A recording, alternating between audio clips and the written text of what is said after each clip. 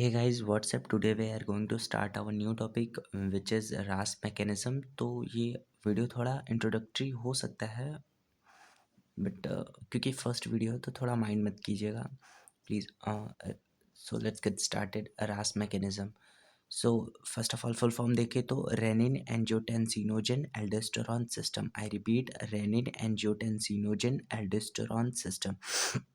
तो यहाँ पे मैक्यूला डेंसा सेल होते हैं जो कि सेंसर सेल होते हैं जो जेजी सेल्स को मतलब सेंस करते हैं और रेनिन रिलीज़ करते हैं.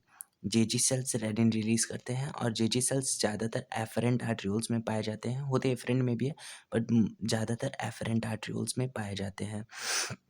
और JG cells rennin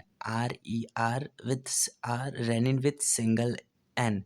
double N वो बेबी के स्टमच में रिलीज़ होता है ताकि प्रोटीन डाइजेस्टिव एंजाइम है बेबी के स्टमच में रिलीज़ होता है. और RAS mechanism is activated when blood में Na प्लस और Cl कम हो और ब्लड में वाटर कम हो, ब्लड वॉल्यूम कम हो, बीपी कम हो. जीएफआर क्या होता है कि ग्लोमेरुलर फिल्ट्रेशन रेट, किडनी कितना अच्छे से ब्लड को फिल्टर कर पा रही है, is that is GFR. I repeat, GFR का full form glomerular filtration rate.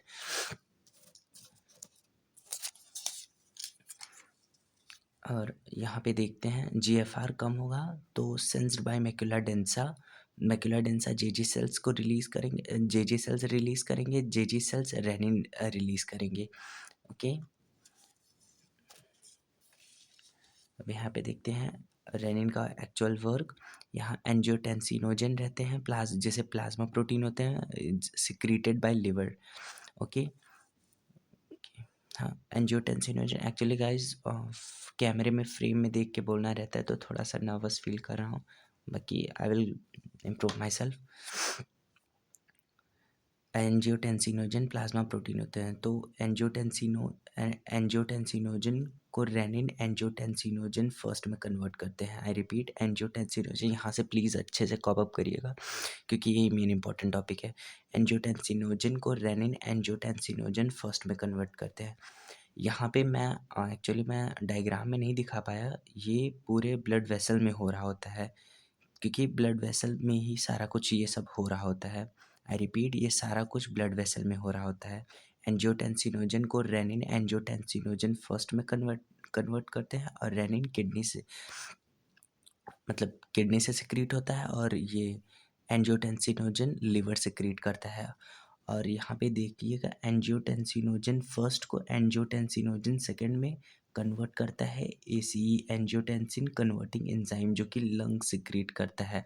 I repeat, यहाँ प्लीज़ कॉप अप अच्छे से करिएगा. एंजियोटेंसिनोजन फर्स्ट को एंजियोटेंसिनोजन सेकंड में कन्वर्ट करता है एक enzyme ACE angiotensinogen converting enzyme जो कि लीवर सिक्रीट करता है. ये इस वजह से क्योंकि ये फंक्शनल होता है एंजियोटेंसिनोजन, ये वर्क करता है, ये नॉन फंक्शनल होता है तो इस वजह से. अब आइए देखते हैं एंजियोटेंसिनोजन सेकेंड कैसे वर्क करता है. एंजियोटेंसिनोजन सेकेंड स्टिमुलेट करता है एड्रिनल कॉर्टेक्स जो सिक्रीट करता है एल्डोस्टेरॉन. एड्रिनल कॉर्टेक्स क्या होता है, जो किडनी के ऊपर लगा मतलब होते हैं. एक्चुअली आप उनका फिगर देखे होंगे तो ग्रीन ग्रीन सा होता है कुछ, तो वही एड्रिनल कॉर्टेक्स होते हैं तो जो सिक्रीट करता है एल्डोस्टेरॉन. और यहाँ पे हमारा पूरा फुल फॉर्म भी हो गया रास मैकेनिज्म का जो होता है रेनिन एंजियोटेंसिनोजन एल्डोस्टेरॉन सिस्टम. तो एल्डोस्टेरॉन क्या करते हैं, reabsorption of sodium in DCT and collecting duct. Reabsorption of sodium in DCT and collecting duct. Constrictions of efferent arterioles. यहाँ पे ये होता है कि अगर आपको समझाऊँ तो जैसे कि अगर हम पाइप का पहला वाला हिस्सा या कोई एक हिस्सा प्रेस करें तो क्या प्रेशर ज़्यादा मतलब दूर तक जाता है, तो वही यहाँ बताया गया है कंस्ट्रक्शन ऑफ इफरेंट आर्ट्रियोल्स. तो उससे बीपी इंक्रीज होगी और जीएफआर इंक्रीज होगी. यहाँ पे देखिए अगर यहाँ पे हम कंस्ट्रिक्ट कर दें तो उससे क्या होगा कि मोर नंबर ऑफ मतलब जीएफआर ज़्यादा मतलब उसको अच्छे से फिल्टर कर पाएगा तो यहाँ पे जीएफआर इंक्रीज करेगा. And reabsorption of Na plus and Cl minus in DCT.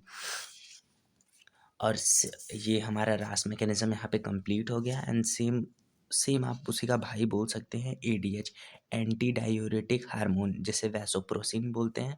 ये एक्टिवेट कब होता है? जब ब्लड की ऑस्मोलैरिटी ज़्यादा हो, Na प्लस ज़्यादा हो, वाटर थोड़ा सा कम हो। अब यहाँ पे देखते हैं, sensed by hypothalamus and secreted by posterior pituitary, जो सिक्रीट करेगा थर्स्ट सेंटर। तो हमें यहाँ पे दिक्कत है कि सोडियम ज़्यादा है, वाटर कम है, तो थर्स्ट सेंटर एक्टिवेट करेगा, जिससे कि हमें बार बार प्यास लगेगी, तो हम ज़्यादा पानी पिएंगे। And conditional reabsorption of water in DCT and collecting duct, और रीअब्जॉर्प्शन होगा वाटर का, जिससे मतलब वाटर की कमी ना हो। तो conditional reabsorption of water in DCT and collecting duct. तो हमारा यहाँ पे रास और ईडीएच मैकेनिज्म कंप्लीट हुआ। और तो अब जीएफआर भी इंक्रीज़ हो गया, वाटर मतलब ये सब तो इंक्रीज़ हुआ, जीएफआर इंक्रीज़ हुआ, वाटर इंक्रीज़ हो गया, बीपी इंक्रीज़ हो गया, ब्लड में सोडियम इंक्रीज़ हो गया। तो व्हाट इफ़ कि हमें डिक्रीज़ करना है, मतलब हटाना है इसे, मतलब अपोजिट कौन काम करेगा, आप समझ रहे हैं? मतलब इन एडीएच, रास एंड एडीएच के अपोजिट कौन काम करेगा? तो वो करेगा ANF, and adrenal natriuretic factor. I repeat, ANF इसके रास एंड एडीएच के अपोजिट काम करेगा। एएनएफ, एड्रिनल नाइट्रियूरेटिक फैक्टर, तो ये दो चीज़ करेगा, डायूरेसिस एंड नाइट्रियूरेसिस। आइए देखते हैं डायूरेसिस क्या होता है। Diuresis means passage of water through urine, मतलब यूरिन के थ्रू वाटर निकलना इज डायूरेसिस।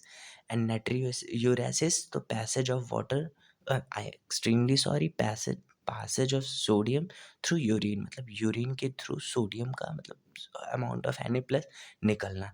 तो ANF इज अपोजिट टू रास एंड ADH। सो बस यहीं तक था। So do let me know how is this video. Thank you.